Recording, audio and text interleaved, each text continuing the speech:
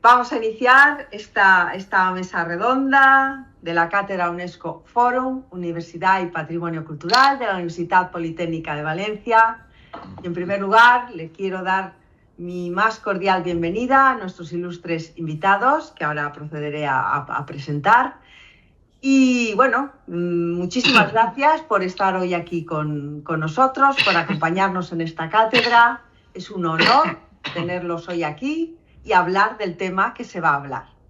La Cátedra UNESCO, pues parte de sus funciones es la divulgación del patrimonio cultural en todos sus ámbitos, en todos sus formatos, material, inmaterial, y divulgar para conocer, conocer para valorar y valorar para cuidar. Lo que no se conoce, no se cuida, no se valora. Entonces, esa también es una de las principales visiones que tiene la UNESCO, el dar a conocer el patrimonio para que se aprecie y para que se cuide. Y esta mesa redonda es uno de esos actos que nosotros tenemos y que es nuestra labor llevar a cabo desde la Cátedra UNESCO según los dictados que así nos dan. Bueno, pues sin mayor dilación voy a pasar a presentar a los invitados que nos van a acompañar esta tarde. Para aquellas personas que no hayan podido asistir porque están en diferentes usos horarios, simplemente comentar que esta mesa redonda va a ser grabada y a posteriori, una vez editada, pasará a formar parte del repositorio del canal de YouTube de la Cátedra UNESCO Forum, por si alguien lo quiere volver a visualizar con tranquilidad. Como les digo, procedo ya a la presentación de las personas que van a estar hoy en esta mesa redonda. En primer lugar, don Eduardo Puertes Pérez, que es el presidente de la Cofradía de San Jerónimo, miembro de la Junta de Gobierno del Colegio del Arte Mayor de la Seda, patrono de la Fundación Seda Valencia. Bienvenido, Eduardo. Gracias, buenas tardes. Buenas tardes. A continuación, don José Verdeguer García, que es canónigo conservador del patrimonio y director del Museo de la Catedral de Valencia. Bienvenido, don José. Igualmente. Y a continuación, don Néstor Olucha Feliu, que es director del Museo Mariano de la Virgen de los Desamparados de Valencia. Buenas tardes y bienvenido. Buenas tardes, muchas gracias. Hoy tenemos como moderadora a doña Pilar Espona, colaboradora de la Cátedra UNESCO y comisaria de la exposición La Seda en el entorno del Santo Cáliz en el marco de la orfebrería sacra. Como les digo, va a hacer las veces de moderadora de esta mesa redonda y ella será la encargada de dar las voces, de hacer las conclusiones y de, bueno, pues hacer que fluya esta charla que vamos a tener esta tarde. Sin más preámbulo, Pilar, cuando quieras, adelante. Muchísimas gracias. En primer lugar, buenas tardes a todos y bienvenidos a esta mesa redonda telepresencial, que es como a mí me gusta llamar a las reuniones que hacemos por Internet. Mi más sincero agradecimiento a la doctora Victoria Vivancos, directora de la Cátedra UNESCO Forum y Patrimonio Cultural, por hacer posible este acto de difusión del patrimonio material producido en Valencia, fruto del rico trabajo de la sedería y la orfebrería sacra, que es el motivo que nos reúne esta tarde. Valencia es la ciudad que desde muchos siglos se cuenta con los mejores expertos artesanos de la sedería y de la orfebrería sacra, entre otras muchas acciones. Damos también una bienvenida especial a los representantes que nos acompañan, a don Eduardo Puertes, que lo acaban de saludar, y a él le invito a que comience explicando lo que es la Cofradía del Arte Mayor de la Seda, la Capilla de San Jerónimo, donde hemos celebrado el primer encuentro de esta exposición, es un itinerario entre 3 museos, que es el Museo de la Seda, el Museo Mariano de la Virgen de los Desamparados y el Museo Catedral. Para terminar, en la Capilla del Santo Cáliz, visualizando con la devoción del Santo Cáliz. Eduardo, lo que considere explicar de lo que es la cofradía y la Capilla del Santo Cáliz, donde hemos puesto las piezas de seda litúrgicas que acompañan a la Eucaristía. Bueno, a ver, la Cofradía de San Jerónimo surge en 1477, cuando los herederos deciden unirse bajo una almohadilla, bajo una cofradía, con la devoción de un santo. Se cogió a San Jerónimo pensando que fue el primer cardenal que vistió de seda, luego los periódicos han demostrado que parece ser que esto no es cierto, pero bueno, por esa creencia se cogió a San Jerónimo y se puso la cofradía. Iba evolucionando y luego ya el colegio y la cofradía compran la casa que en actualidad aún tenemos, también la compran de 1477, estamos en esa época, y tiene una capilla, bueno, la casa es del siglo XV, en el XVIII tiene una reforma para el barroco y tiene una capilla dedicada a San Jerónimo, al Santo Cáliz, a San Jerónimo, que está consagrada desde 1911, y en esa capilla es en la que se ha puesto esta réplica de Santa Teresa de Facsímil, maravilloso, acompañado de partes de los fondos del propio museo, que en este caso serían litúrgicas confeccionadas en serie.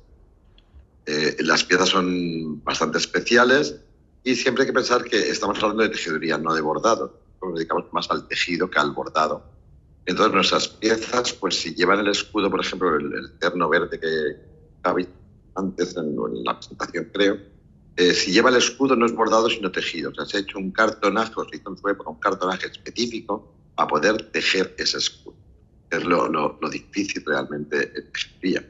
Y luego tenemos pues una pieza fundamental al lado de Santo Cáliz, la representación del sacerdote en el altar, pues es una pieza, le llamamos la Mariana, porque lleva todos los símbolos tejidos de Mariana, la fuente de la vida, todo. Es una maravilla. Yo creo que con esto damos un poquito paso ya a que todo el mundo pueda un poquito opinar de estas cosas. Bien, Eduardo. Pasaríamos ahora a don José Verdeguer, que nos cuente las piezas que hemos expuesto en la sala relicario para pasar finalmente al Santo Cáliz. Antes de empezar, quería felicitar a la organización por este evento, estos acontecimientos que se están realizando, y a Pilar, que hay que ver lo que está trabajando y lo bien que ha trabajado. Enhorabuena.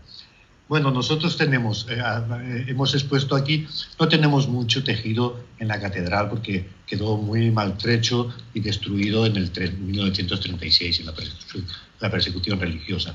Pero tenemos dos piezas pequeñitas que son las que se pueden ver en el tesoro de la catedral, que está en el museo.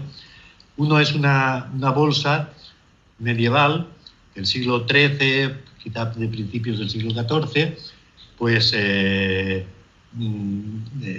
interesantísima porque es una seda de ese tiempo muy bien trabajada.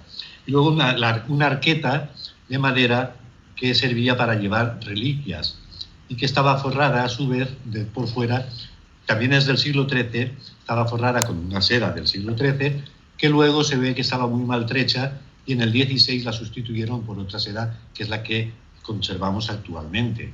Son dos piezas pequeñas, pero muy interesantes también por la antigüedad. Y luego tenemos la gran pieza que da unidad a todo este conjunto del que estamos hablando esta tarde, que es la reliquia del Santo Cáliz de la Cena.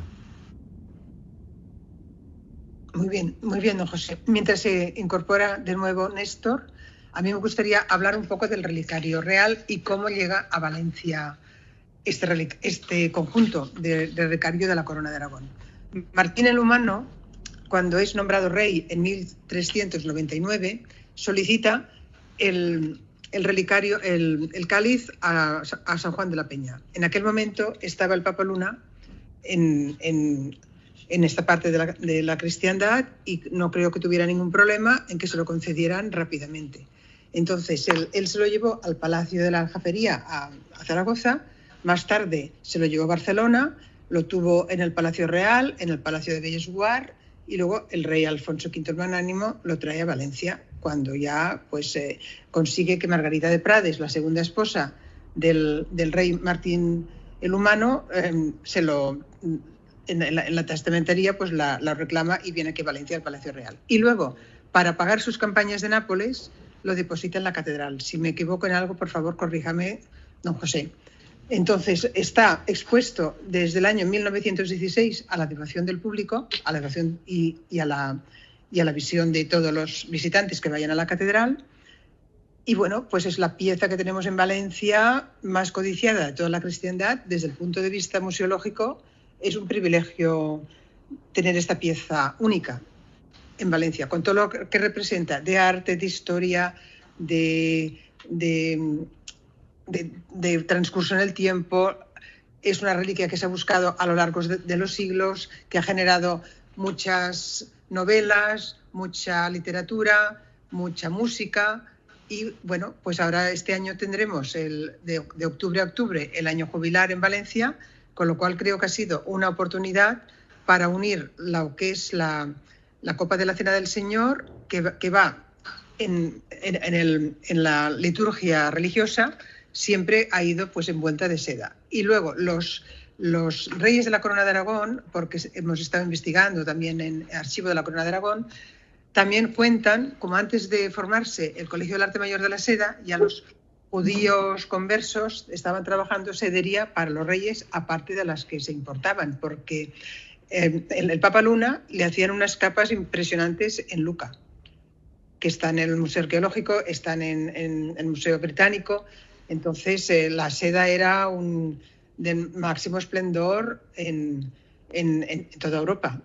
Y lo que era la nobleza y los reyes y la Iglesia eran grandes consumidores de seda. Entonces, en ese sentido, de lo que es la sedería litúrgica con la orfebrería litúrgica, es la unión que hemos querido dar a este conjunto de exposición en los tres museos, porque los tres tienen grandes colecciones respecto a las piezas que acompañan a la liturgia. Don José, ¿quiere añadir algo más? No, está muy bien expuesto todo.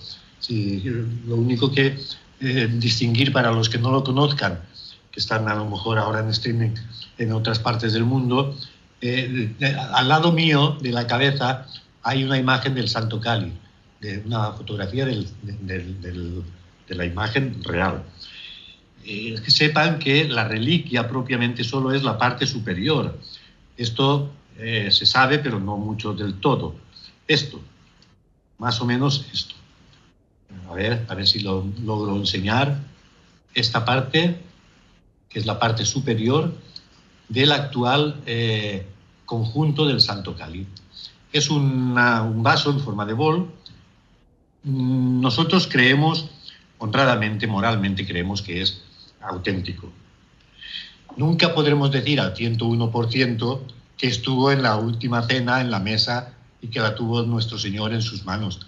¿Por qué no lo podemos decir nunca del todo con esa certeza? Porque no hay fotografías. Pero esta reliquia del Santo Cáliz, tienen que saber que es la reliquia de todas las que hay en la cristiandad, la más estudiada, más incluso que la Sábana Santa de Turín, con muchos estudios de nivel científico, universitario, con publicaciones al respecto. Y en todas ellas, que son desde distintas disciplinas, se viene a decir lo mismo. Es muy posible que sea verdad. Cuando uno tiene un argumento solo, es como si uno tiene una varita en la mano y fácilmente la puede romper. Pero si tienes muchos argumentos juntos y los unes 50, por ejemplo, eso ya no hay quien lo rompa.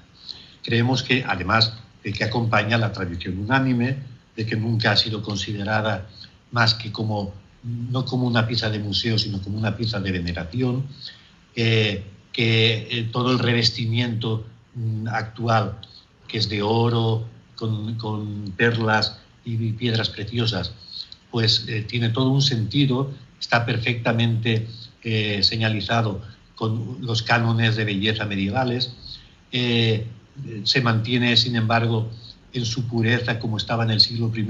La copa, la parte superior, no se atreven a tocarla, hacen estas asas para poder enseñar la reliquia sin tocarla, pensando lo mismo que han tocado las manos de Jesucristo, no lo tocamos nosotros. En fin, hay ahí además de las leyendas, hay una tradición auténtica. La tradición, si es auténtica, si es verdadera, tiene mucha fuerza probatoria. Y luego están los estudios arqueológicos, porque esto es un objeto que puede ser estudiado. Se ha estudiado arqueológicamente y los resultados son increíblemente exactos respecto a la veracidad de la reliquia. No tenemos ninguna duda acerca de la veracidad de este objeto y que estuviese en las manos de nuestro Señor en la última cena. Mejor explicado creo que no podía estar, don José. Yo quería hacer una aportación, que es que los reyes de la Corona de Aragón han tenido también una relación con Valencia, porque tanto la reina Margarita de Prades como la reina María de Luna y Alfonso el Magnánimo tienen en el Museo Nacional de Cerámica unas piezas de vajilla heráldica y de platos heráldicos. Entonces es muy importante la petición a Valencia, que en aquel momento era una de producción cerámica importantísima, que incluso reyes de las casas reales europeas encargaban sus vajillas aquí a Valencia, sobre todo en Manises. De esto, el doctor Jaime Coll Conesa, que es el director del Museo Nacional de Cerámica, tiene pues estudiado las vajillas reales desde estas aportaciones y es muy interesante. Y luego ya, cuando se conoce el Santo Cáliz, como tal lo conocemos ahora, ya montado en la época bajo medieval, empiezan las pinturas a reproducirse ese cáliz, el cáliz que tenemos en Valencia. Entonces, tanto Rivera, Juan de Juanes, etcétera, en Valencia, en el Patriarca, que también sumo, y al Museo de Bellas Artes, que también sumo, tienen magníficas pinturas representadas en la cena con el Santo Cáliz. Y también en el Museo Catedralicio hay también pinturas y unos dibujos espléndidos para visitar, que está reproducido el Santo Cáliz también, antes de pasar a la capilla gótica, donde está el auténtico cáliz del siglo I, de la Cena del Señor. Pilar, vamos a intentar darle voz a Néstor, que ya se ha podido incorporar. Néstor.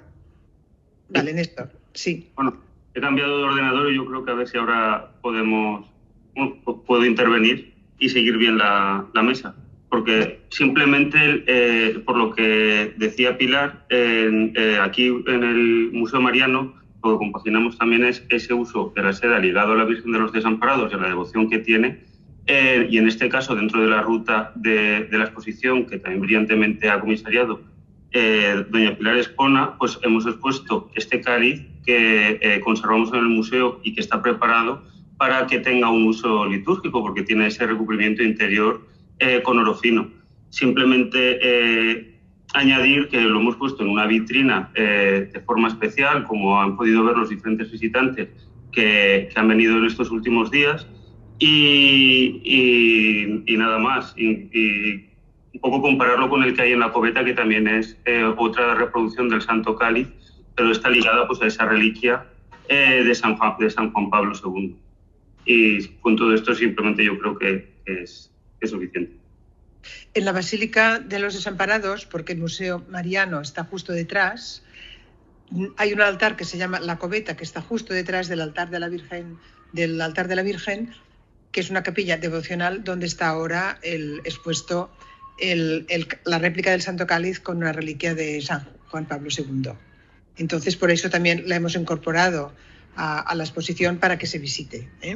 Entonces, la que es para uso litúrgico es la que tenéis arriba en el Museo Mariano, que cuando hagamos el vídeo final de toda la exposición veremos todo lo que está expuesto, porque ahora al principio no lo pudimos poner, pero al final haremos un recogido de todo lo que ha pasado y como lo tenéis ahora expuesto, que lo habéis hecho todos muy bien, con las cartelas, para que se pueda ver el QR que entráis un poco al vídeo que hemos preparatorio de la exposición. Y entonces, bien, en el Museo Mariano, que yo llevo ya colaborando desde el año hace 2 años, porque celebramos el 35 aniversario de las Rutas de la Seda, Rutas de Diálogo impulsadas por Federico Mayor. Eso también es un homenaje a su persona. Y este año celebramos el 37 aniversario de las Rutas de la Seda de Federico Mayor. Con lo cual, las Rutas de la Seda, con la orfebrería litúrgica, ya he contado antes que están ligadísimos, más la seda que se utiliza. Y luego averigüé hace poco que las capillas reales también las capillas de campaña se vestían con primorosas sedas, colgaduras, alfombras, toda clase de tejidos para celebrar la liturgia de la Eucaristía. Entonces yo, pensando en esto, que las señoras suelen más estar en casa en este tiempo, las reinas, aunque viajaran, podrían ser las encargadas de que esas capillas reales tuvieran una máxima esplendor como quisieran los reyes, pues darlo o mostrarlo, aunque fuera más en privado. El rey Martín el Humano era muy gran devoto ya de joven y gran coleccionista de reliquias, y él fue el inductor de solicitar esa reliquia a San Juan de la Peña. Entonces, las capillas reales de estas 3 reinas, que son la primera esposa del rey Martín, que fue María de Luna, luego Margarita de Prades y la tercera, casada con Alfonso el Magnánimo, María de Castilla, las 3 pudieron tener el cáliz delante, posiblemente. Seguro. Entonces, hemos reivindicado un poco el relicario de la corona de Aragón, porque si el rey Martín no lo hubiera podido sacar, yo creo que fue una persona fundamental, el Papa Luna, que solicitara, porque el rey tenía su poder, pero con el Papa, los dos, Papa y Rey, era un poder absoluto, pues a cambio de una copa de oro que les dieron a San Juan de la Peña, se llevaron el Santo Cáliz para uso y disfrute de todo el mundo y todos los valencianos en especial. O sea, eso tenemos que estar agradecidos. Y luego, pues bien, toda la historia del itinerario no es solo de Huesca a Valencia, sino que pasa por 4 palacios que yo tengo documentados. Posiblemente hay alguno más. Habría que ver más todo lo que escriben los reyes en sus crónicas, porque lo escriben todo, y a ver por dónde más ha estado. Pero documentados yo tengo 4 palacios que los reyes, teniendo un cáliz que era tan pequeñito, se lo pueden llevar y no lo van a dejar. Si tienes una pieza de esta envergadura, no la dejas sola. Si puedes, pues te acompaña, si eres un gran devoto y religioso, como en el caso. Esa es mi teoría, ¿eh? Quizás no estoy acertada, pero es lo que pienso. A ver, don José, ¿qué me puede aportar a lo que digo? O si hay alguna cosa que no sea correcta. Está bien, está correcto todo. Antes has insinuado algo de todo el relicario de la corona de Aragón, sí. Que lo que perdura de este relicario completo de la corona está aquí en la Catedral de Valencia. Porque todo el relicario de la corona entró en la catedral como pago a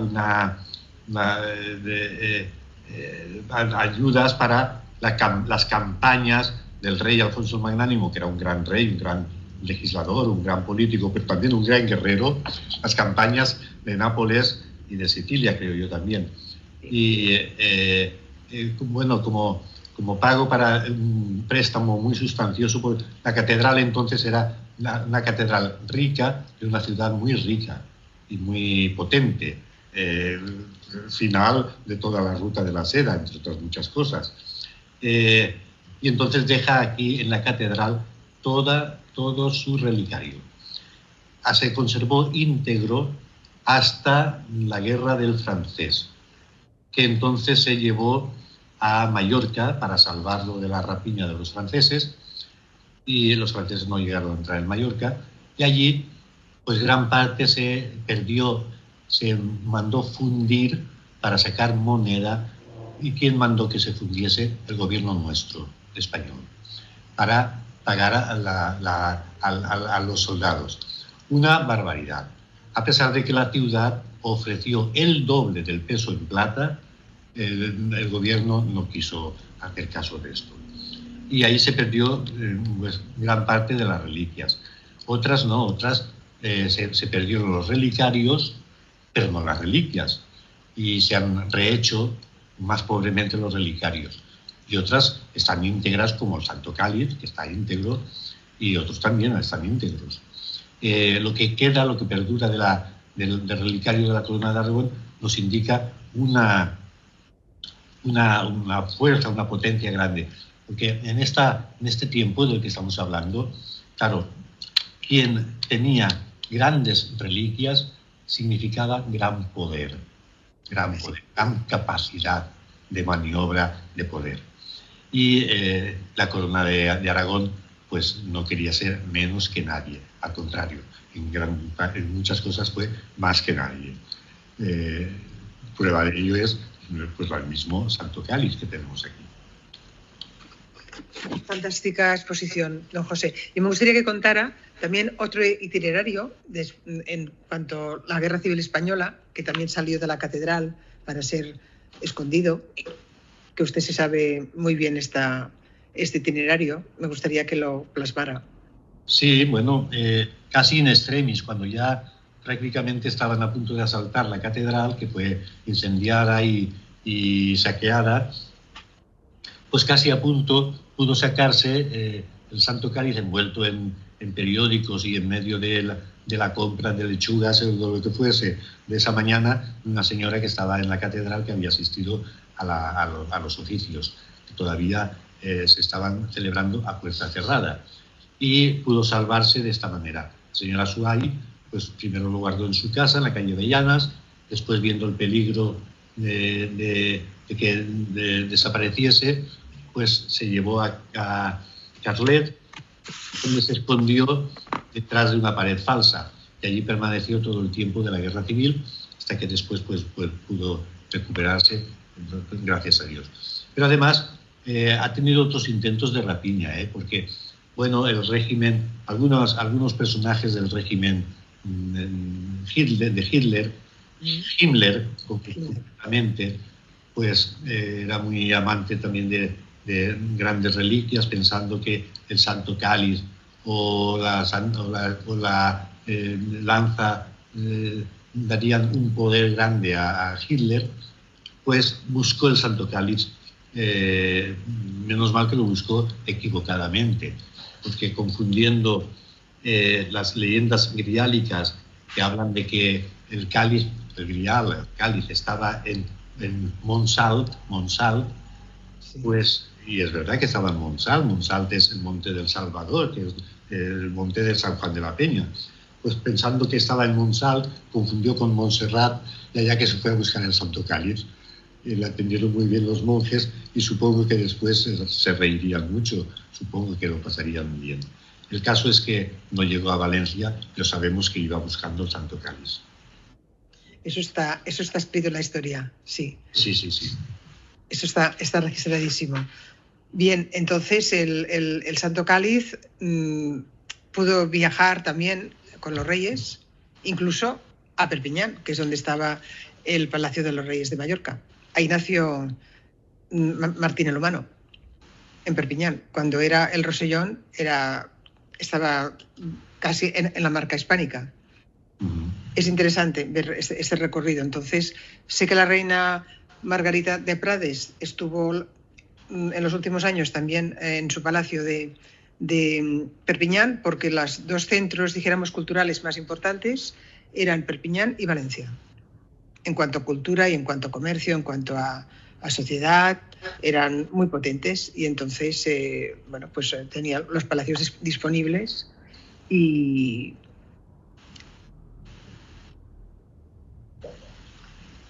Sí, el Santo Cáliz y todo el tesoro del relicario de la corona, pues fue pasando por los distintos lugares en los que estaba establecido. Entonces no había una capital fija, digamos, de los territorios de la corona de Aragón. Cuando en el siglo XV la capital se establece de hecho en Valencia, pues todo el relicario viene al Palacio Real de Valencia. Por cierto, el único de todos los palacios reales que hay en España, el único que ya no existe. Todos los demás aún existen. Qué tristeza. Qué tristeza, sí. Siempre nos pasa lo mismo. Fue destruido supuestamente para que no fuese ocupado por los franceses y desde allí bombardearse en la ciudad, supuestamente, pero bueno, más bien fue una operación seguramente urbanística, como pasa casi siempre en estas cosas. Es una tristeza, sí, porque es así, Es el único de los palacios reales que hay en toda España que ya no existe. Y entonces, cuando la capital de la Corona de Aragón viene a Valencia, también el tesoro de la corona, que es el relicario, viene a la capilla del Palacio Real. Y de allí definitivamente pasó a la catedral en 1437. Pero en la catedral estaba escondido el Santo Cáliz, estaba en el relicario. El relicario no era público, no se veía. Solamente 2 días al año se enseñaban las reliquias para la veneración. En el altar mayor el obispo las enseñaba y se cantaban unas estrofas de veneración. Y fue, pues como ha dicho antes Pilar, fue a principios del siglo XX, cuando el arzobispo decide que el Santo Cáliz pase a estar permanentemente a la vista de todo el mundo, a la veneración de todo el mundo. Es cuando lo que era el aula capitular, que también es, en cierto modo, la primera universidad que hubo en Valencia, el primer centro superior de estudios, también era lugar donde se reunían las cortes del reino cuando se reunían en Valencia, casi siempre fue allí, pues el aula capitular se convierte en capilla del Santo Cáliz, una estancia, por otro lado, espléndida, de un gótico francés copiado en parte, tomada la medida en parte de los palacios apostólicos papales de Aviñón. Me gustaría hacerle yo una pregunta a don Eduardo. Por favor. Porque antes, cuando nos hemos presentado, le he preguntado por la cofradía de San Jerónimo. Me decía que era casi milagroso el que haya subsistido y que todavía siga en marcha, todos los avatares, las cosas que ha pasado el tiempo. No sé, quisiera yo un poquito que nos hablara un poquito más, Eduardo, sobre este milagro. Bueno, si pensamos realmente que la seda era un ornamento, un tejido lujoso y dedicado a ocasiones especiales, pues pensemos que la ruta de la seda, que todo el mundo, yo sé que pocadamente, aquí de repente, en otras partes del mundo, está la ruta de Marco Polo, que todo el mundo conoce. En Valencia la seda ya muchísimo antes, 300 años antes, estamos fabricando seda. Esto coincide con el esplendor que estamos hablando de la corona, evidentemente, de Aragón, y con Valencia, el reino de Valencia, que está unido a la corona de Aragón, y nos da la fundación del colegio. Colegio como sede de tejeduría, con unos privilegios tremendos de Fernando el Católico, que muestran que el tejido valenciano es el principal tejido de calidad y de prestancia. Estamos en un momento que Valencia está triplicando la ciudad de Barcelona en población, el puerto de Valencia es el principal exportador y las sedas se comercializan por todo el Mediterráneo, que es lo que se llamaba el mundo conocido. Evidentemente se gastaban para toda la liturgia, como telas lujosas, se gastaban para las reliquias o se gastaban para la pureza. Igual que vemos representaciones en los cuadros, vemos perfectamente los dibujos de seda representados que hoy en día se pueden volver a fabricar. La maravilla es que no solamente se han fabricado, sino que podemos seguir fabricando los mismos tejidos con los mismos dibujos, incluso la misma calidad, fabricados a mano, y yo creo que eso es importantísimo, ¿no? Y luego, el edificio nuestro en concreto, pues bueno, es un edificio anterior a la Basílica de la Virgen, posterior a la Catedral, evidentemente, pero de hecho la Basílica se construye con una campaña que se llama del Didal, que sabéis que es un dedal de coser, que se llena de huevos de mariposa que luego produce gusanos, y con la seda que producen esos gusanos se paga la basílica. Bueno, evidentemente los sederos eran unas personas muy ricas y poderosas que pagan la basílica, pagan el Palacio de Charitat, pagan la lonja de la seda, incluso cuando el padre Jofre pide un sermón que los 5 personas que entran a la sacristía a dar su dinero para abrir el primer manicomio del mundo fueron 5 sederos. O sea, la riqueza es total y los adelantos que tiene en este momento esta ciudad son tremendos, como el alumbrado público, es la primera ciudad de España que tiene alumbrado público, o figura del sereno. Y todo eso se debe a otro sedero, que era Juan Fos, que llegó a ser alcalde. Sería hoy en día un alcalde de Valencia, entonces había varios, ¿vale? Que realmente es una espía industrial, pero bueno, es una historia apasionante, el mundo de la seda, que creo que es la gran desconocida. O sea, el edificio se desconoce mucho, igual que y en el mundo se desconoce mucho, igual que se desconoce el Santo Cáliz, que está aquí. Cuando lo ves en película, dices, bueno, estás buscando, pero lo tienes aquí, está localizado y siempre está localizado, ¿no? Prácticamente. Pues igual nos ocurre con la seda. O sea, cada vez que hablas de la seda, dices, ruta de la seda, ay, Marco Polo, que está en Venecia, no, la ruta de la seda es mucho anterior, llega mucho antes a Europa y nos proporciona unos ingresos a la corona, en este caso, tremendos en aranceles, que es, yo creo, lo que hace... Cuando la gente tiene realmente riqueza, no se tiene que preocupar de la comida, es cuando surge la explosión cultural. Y eso es lo que creo que pasa en Valencia. En el siglo XIX tenemos una explosión cultural tremenda en arte, en cultura, en todos los tipos, y se debe en parte a esa seda que coge también en Valencia o arraiga también esa sedicultura, que es el arte de cultivar o de criar gusanos, porque tenemos dos condiciones, que son la humedad y la temperatura, que hacen propicia la crianza del gusano de forma tremenda. Y eso yo creo que quería remarcar un poco.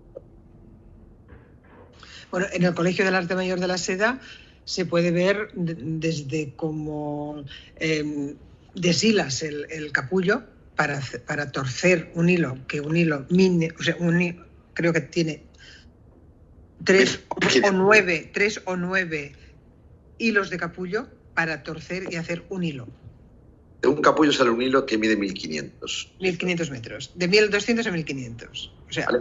Y luego 5 hilos de esos fabrican tienen el cabello humano, ¿vale? A la urdimbre, que es el hilo que empieza en la base del telar, no le llaman urdimbre, los valencianos le llamaban el pelo, ¿vale? Uh-huh. Y de ahí también viene una cosa muy curiosa, que es la palabra vellut. Todo el mundo me pregunta, ¿por qué vellut en vez de terciopelo?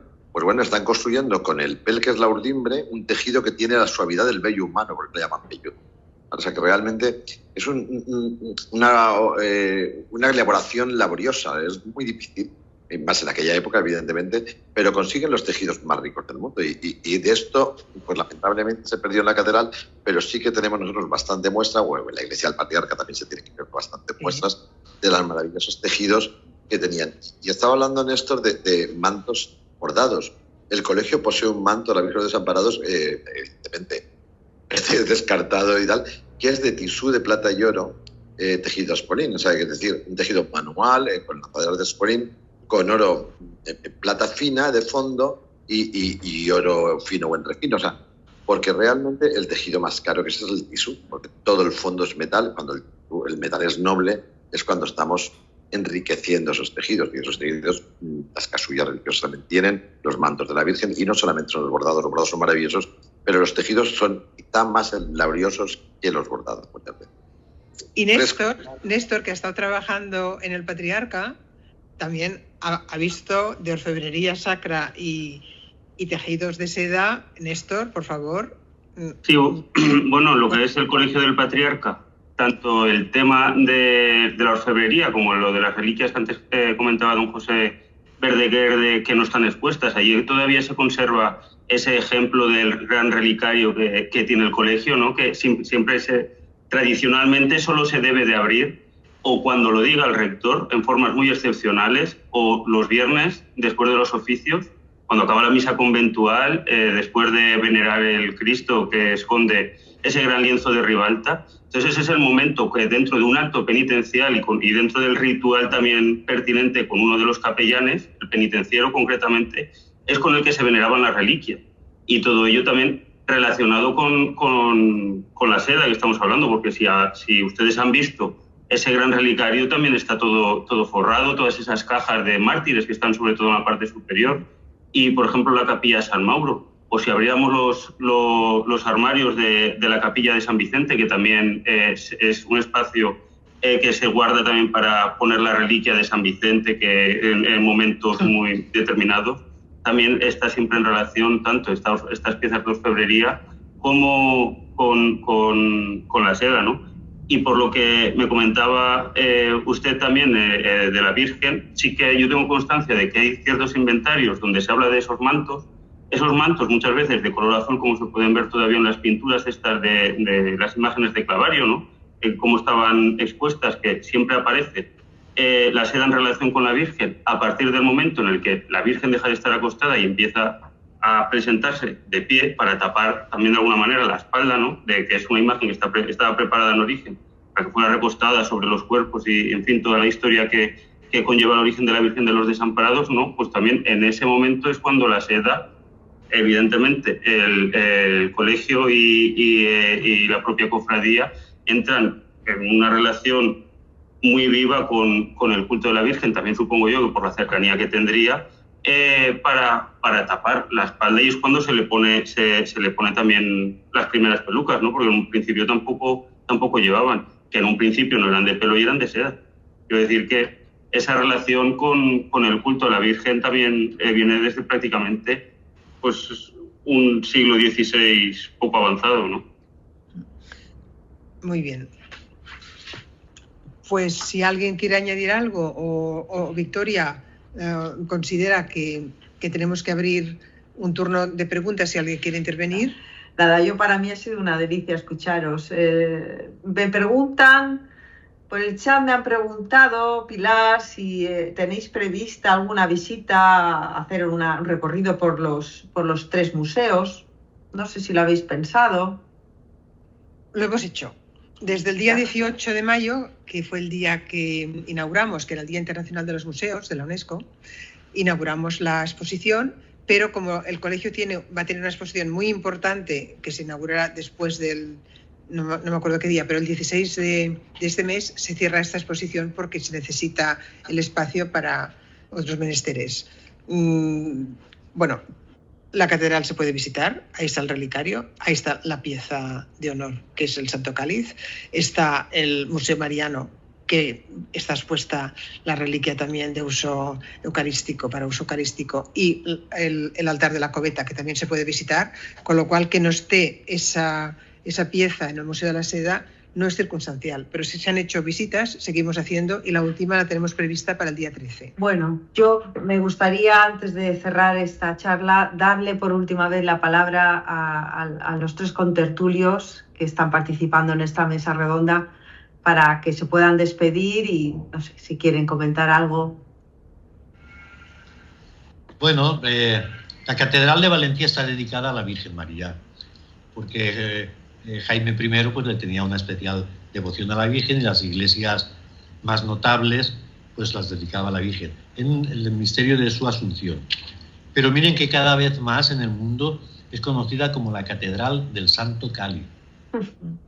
Cada vez más. De hecho, incluso en nuestro logo le llamamos Catedral de Valencia, la Catedral del Santo Cáliz. Y cada vez más a mí me sorprende mucho, porque tenemos una revistita mensual en la catedral y allí suelo sacar a los grupos que vienen en peregrinación para el Santo Cáliz. De todas partes del mundo, menos de África. De África no hay manera. Pero de Europa, de Asia, de Oceanía y de las Américas del Norte y del Sur, pues es continuo, ¿eh? Un grupo de gente que viene a Valencia, no voy a decir que exclusivamente por el Santo Cáliz, pero que vamos, vienen a Valencia porque saben que aquí está el Santo Cáliz y quieren verlo y ponerse delante. Y esto es cada vez más frecuente. Muy bien, muchas gracias. Don Eduardo. Pues nada, invitarles a ver la exposición, a ver los 3 museos, que creo que son 3 joyas al estilo. Y bueno, como dice Pilar, nosotros por inventario de exposiciones, que vendrá una que creo que es Lituania, la siguiente que viene, pero el museo tiene una exposición permanente y una itinerante, entonces la permanente sigue estando y la capilla no se mueve porque sigue siendo capilla, es que siempre se puede viajar estas obras, la capilla aparte, en este caso de la red, tiene cosas que ya son por sí maravillosas, tiene una pejería tremenda, ¿sabéis? Por ejemplo, también está el suelo de tejido de azulejo valenciano bastante profundo. Y como ha dicho antes don José, no solamente hablamos, en ese momento se exporta la seda, se exporta los azulejos de Manís, se exportan al Vaticano, el Vaticano y Manís, ¿no? Es una maravilla. Pues aquí tenemos, le llaman el suelo de la fama, que es el más espectacular que hay de azulejería valenciana, o la maqueta de Pérez de Conte de una escalera de caracol sin eje central que se hizo como maqueta antes de construir la lonja. Tiene piezas para ver que por muchas exposiciones que haya, las piezas teóricas están y no se mueven, y vale la pena visitar los 2 museos que creo que en sí cada uno está. Muy bien, muchas gracias. ¿Y don Néstor? Sí, yo también agradecer a la organización que hayan contado con el Museo Mariano y simplemente, pues de nuevo y en conclusión, pues el poner en valor que en este museo y que alrededor de la Virgen siempre desde origen ya sea por cercanía y después el propio origen, como explicó don Eduardo, ¿no? de la basílica para la construcción, ha estado en relación con la seda y evidentemente también con la orfebrería. Por medio del Santo Cáliz, como podemos ver ahora, esta pieza que está preparada incluso para poder litúrgicamente poder oficiar con ella, invitarles de nuevo a que nos visiten cuando les interese y poder ver tanto esas manifestaciones de la devoción popular por medio de los mantos hacia la Virgen, como el conjunto de orfebrería que tenemos, que también está expuesto de forma permanente en las diferentes salas de nuestro museo.